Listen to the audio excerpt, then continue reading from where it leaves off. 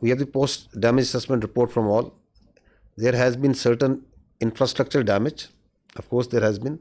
Only one aircraft has minor damage, which will be repaired and soon operational again. So, because the air defense system of Pakistan worked efficiently and very effectively. A few examples of that have been given to you by the AVM Aurangzeb. The drones that came in, 84 was shot and they never went back. And we also promise you that they can send anything. Whatever they will send, it will not go back. So that's a promise also that we kept. So now we can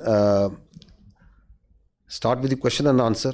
And before that, we again first bow our heads in humility to Almighty Allah for giving us this great success, and the people of Pakistan for the support that was with the armed forces.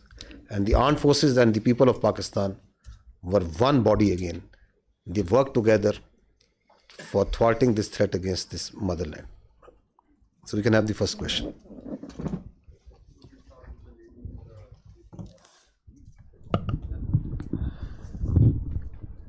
Thank you very much, sir.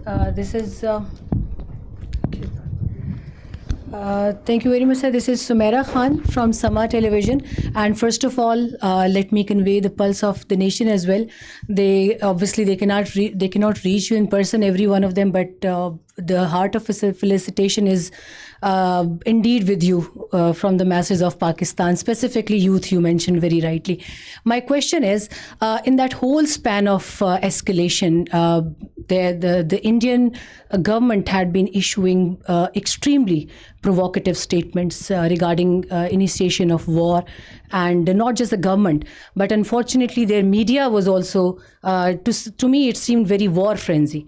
And but in that whole time, in the meanwhile, I saw Pakistani side and I saw you very defensively responding to all the hegemony and Indian aggression. So I just wanted to know that it was part of your strategy.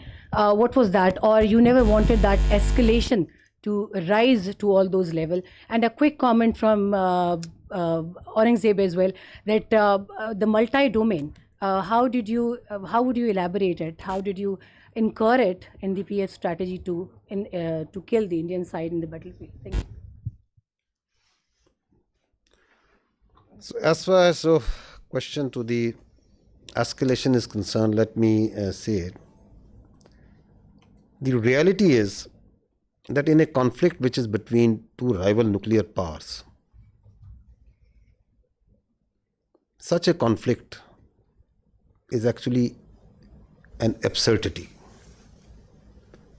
and it is inconceivable and sheer stupidity. Why?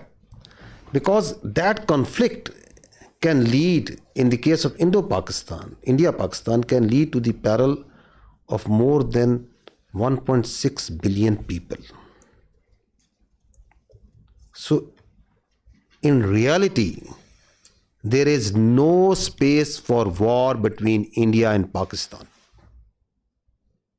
And if anyone wants to carve out this space for war, he is actually carving out space for mutual annihilation.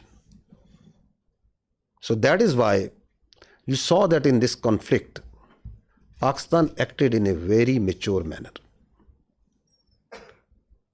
And through conventional forces, we maintained escalation control.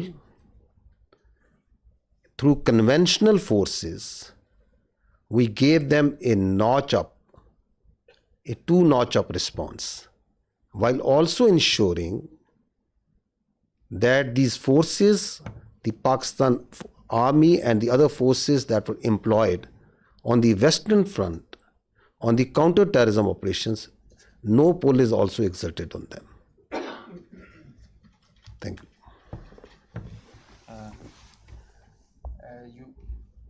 Can you hear me?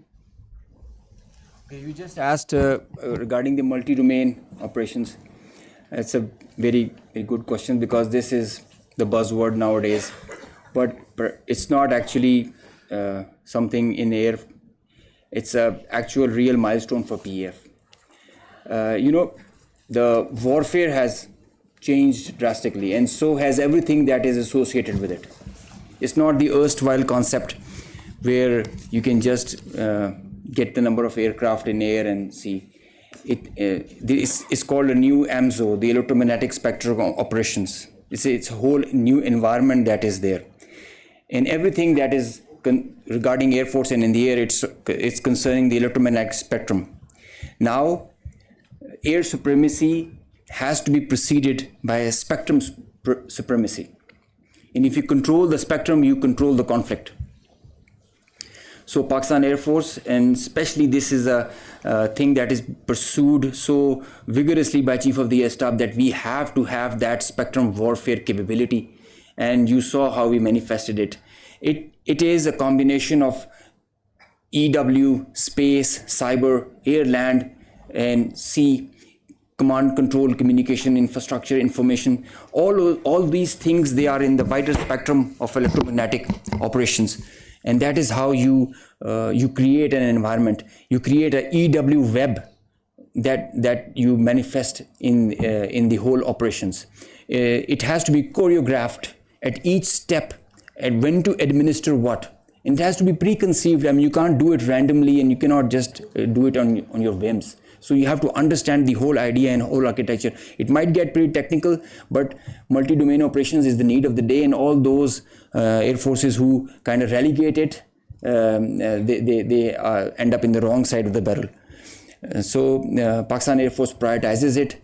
We have our own Spectrum Warfare Operations Center, which is controlling the even in a small battle or an engagement to a larger campaign.